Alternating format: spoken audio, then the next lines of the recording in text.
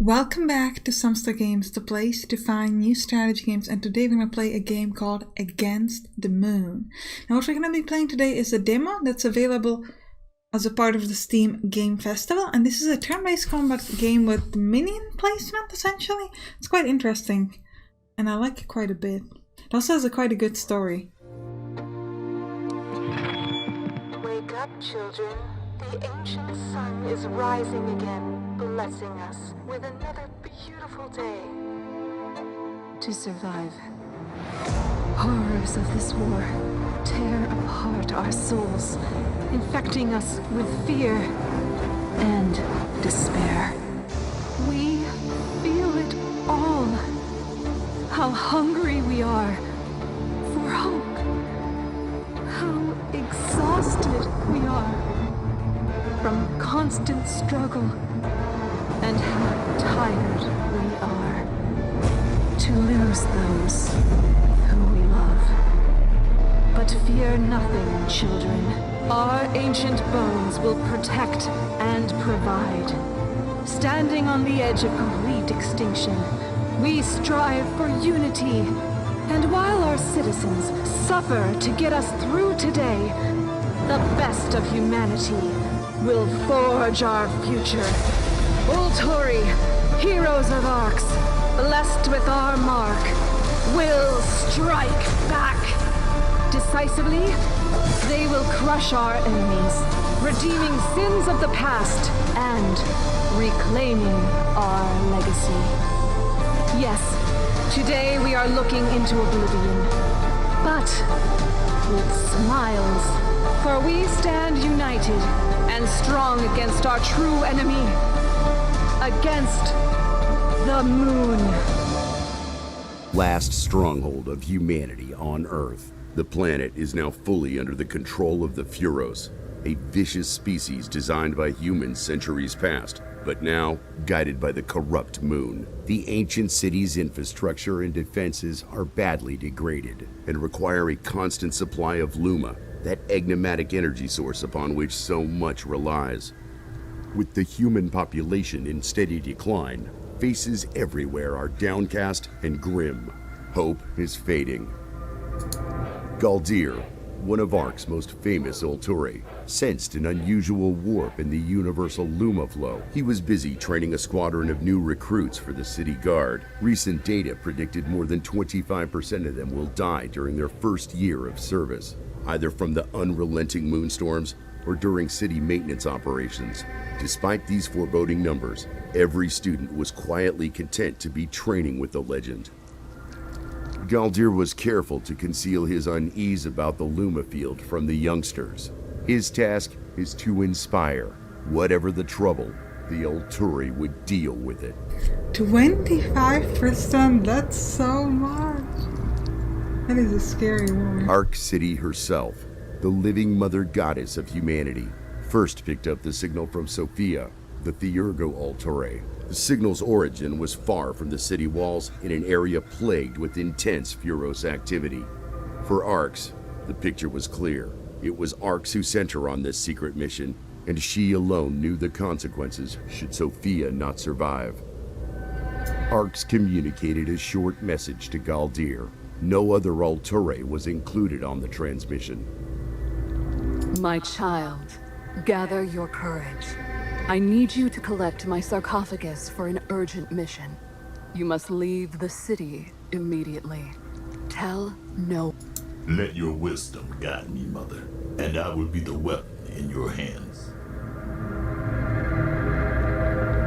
Ark's consciousness, sheathed in an ancient device known as the sarcophagus, followed Galdir out of the city.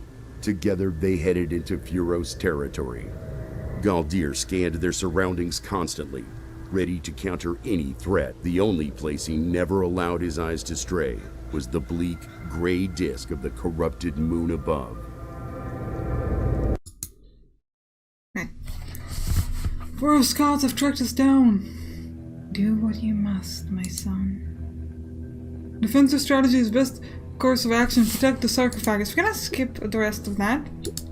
So, the combat works in lanes, and the way this works is that the sort of attacks happen simultaneously. So at the end of my turn, we will all attack at the same time. You can see here the attack value of myself, of Galdir, is 1, his life is 6, and the attack value of this monster is 2, and his life is 1. Now you can see these little red things, and these show how much damage go through. So for example, here you can see that we kill this monster, but 0 damage goes through, so all the rest of them will survive. Here it's behind my character, so that means that this character will die, and 2 damage will go left over into the sarcophagus over here, which has 10 health. So, and this is their, like, not sacrifice, but their leader, and you want to kill them. So what we are supposed to do here is place an unstable mesh, which is an attack of 3 and life of 4, and it costs me 4 energy to place. Now you can see the setup changes. We're gonna have 4 damage that's going to go into this guy, but none of it is gonna be left over, and we will be able to kill them all but not do any damage to their leader. But we cannot play anything else, so we're just gonna end our turn. And now you're gonna see all the damage happens at the same time. We kill all of theirs, they killed my unstable mesh and hurt my leader, but not too much. So what you want to make sure is you need to protect essentially every single lane, because if there is no defense on that particular lane, it just goes through. Now we have these minions, we also have something like spell essentially, where we can just do an extra attack. It's called Magicka. Deal 2 damage to the target creature, so we're gonna kill this creature. And now it cannot do 5 damage to us, however this one is still going to be able to do that. So we're going to place a minion to protect it. Now you can see we're going to do 3 damage to the leader, they're going to do nothing to us. The combat reminds me a little bit of Robotorium, even though Robotorium doesn't have as many features when it comes to this as this one. And I think it's a really cool style because it's quite interesting, and the fact that you have to kind of protect every single lane is interesting. Sometimes it can be more beneficial though to be like really strong in one particular lane. What we're gonna do is gonna kill this thing off, and then we're going to place an unstable mesh here. So we're gonna be able to do 6 damage, so we can almost kill the leader but not quite. Nice, we did destroy all their enemies though. And now we're gonna place another one of these unstable meshes here. And we don't need to do anything else. This will just allow us to kill the enemy, so let's do it. The enemy is dead. Victory! I sense a surge of raw power in this place. My dearest Mother Ark, please help me tap into this wellspring of Luma flow.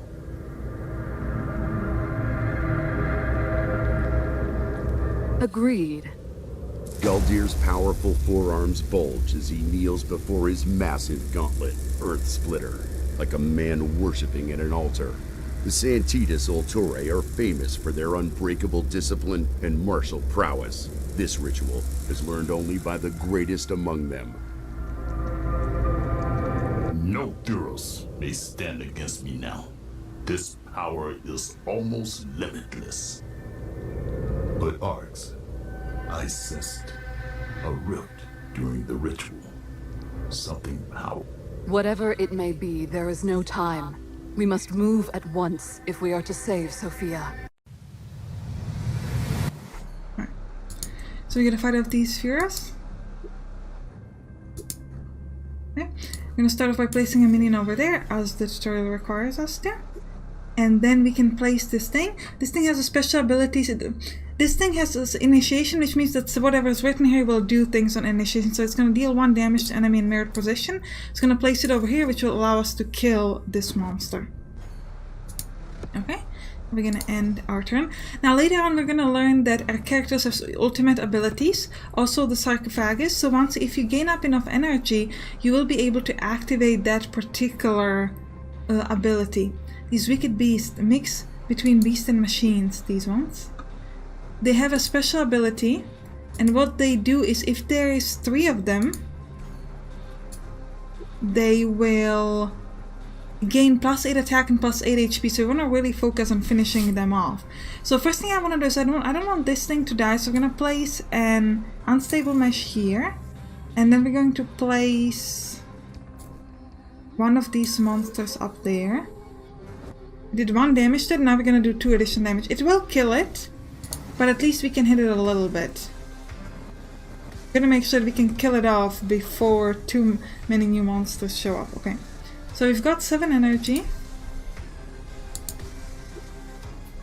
We'll start off by placing, I think, an unstable mesh there.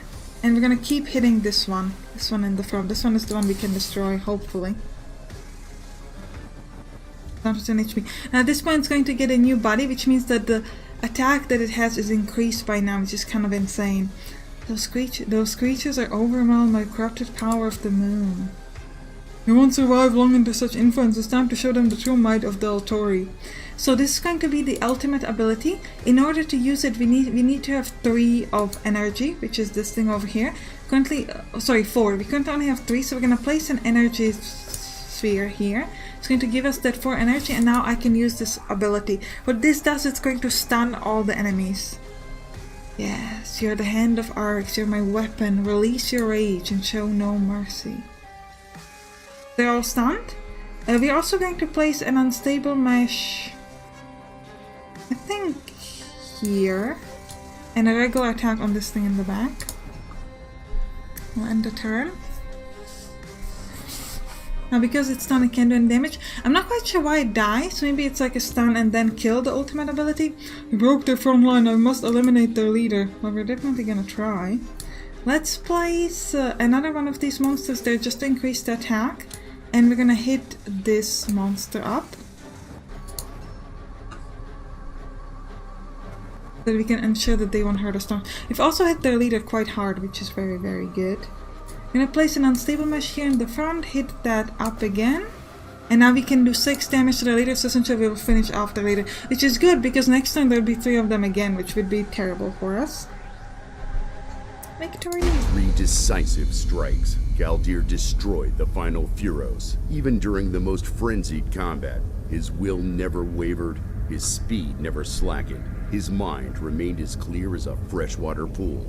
Indeed, Ulturi are more than merely human. They are the hope of humanity. I think it's quite good. The moon is active today. I can feel her poisonous attention. She will attempt to stop us, but I have a plan. Yes, I sense her testing my will, but Yago Dogma protects me. Goddess, did the ancestors abide by dogmas as we St. Titus do? They do not follow any dogmas, Galdir. It is why they were doomed to fall. The body of this Duro still contains an undamaged Arcana seal. I should consume it to That is wise. We must take whatever advantage we can. I hope this Furos lived a short life. How is this important? These cells contain both the energy and identity of the Furos. When you consume it, you absorb all the experience stored inside, which is why it is sometimes quite painful. Be brave, my son. And hurry. The moon's presence grows with every passing minute. Let's hope it won't hurt too much. Alright, so this essentially allows you to gain a new minion or spell. The meta Q, what that does is that allows you to upgrade it like a specific minion that you already have. But we're gonna gain a new one here. So we're just gonna click on this, activate it, and we can pick between one of these. So we could either get, on initiation, generate +2 shields. So shields allow you to protect against getting hit. It will protect the entire lane, which is called squad in this game. Alternatively, we could get an aggressor. This what this does is that it will start stunned, but on the next turn it can do damage. So it will start with an attack of 0. So I don't actually like this one that much. Generate +1 Luma.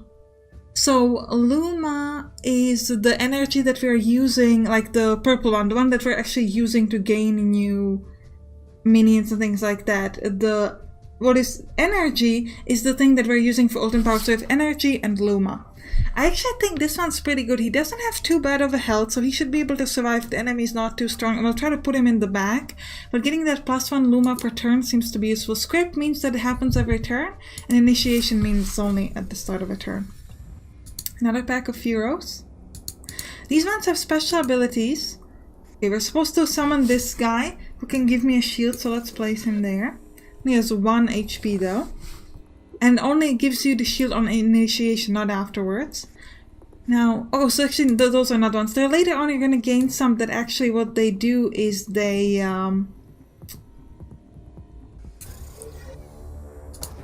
they gain plus attack every time you place a minion, or they gain plus attack every time you use a magic spell. Okay. Luma activity is well above normal. Moonstorm is coming. Okay. I think we might want to go for another shield up here. And we'll place this guy in the back here to finish off one of their thingies. And that is it. We're still getting hit for 2, but that's not too bad. And we're hitting the enemy for 5 there, which is quite useful. Alright. Finally, I'm thinking we've got 6 energy. Let's place... The moon has directly intervened to make the fear stronger. We'll concentrate on the leader. If that one falls, the pack will scatter. Alright, so we've got these... First leader gain +1 HP, so we definitely want to destroy those. So let's start off by placing... What is this again? Ooh, +1 Luma. We're gonna place this thing up front here, I think. And we will put a shield here, because we're gonna need some protection this way. They will all die, but my leader will not get hit, and their leader will get hit for 4 still, which is pretty cool. Even though they're gaining 4 HP per turn, which is not ideal. Those mutations channel life force into their leader. Yeah, we gotta destroy them. Alright, let's place... I think we're gonna go with Aterius. There. It's gonna give us +1 per turn. And then I'm thinking... Well, both of these would die, so let's go with the shield guy. He will die, but we won't get hit as hard there, I think. Yeah. Seems like the best course of action. We will not hit their leader this time around, which is a bit unfortunate. We do manage to kill some of those things that heal him, at least. Alright.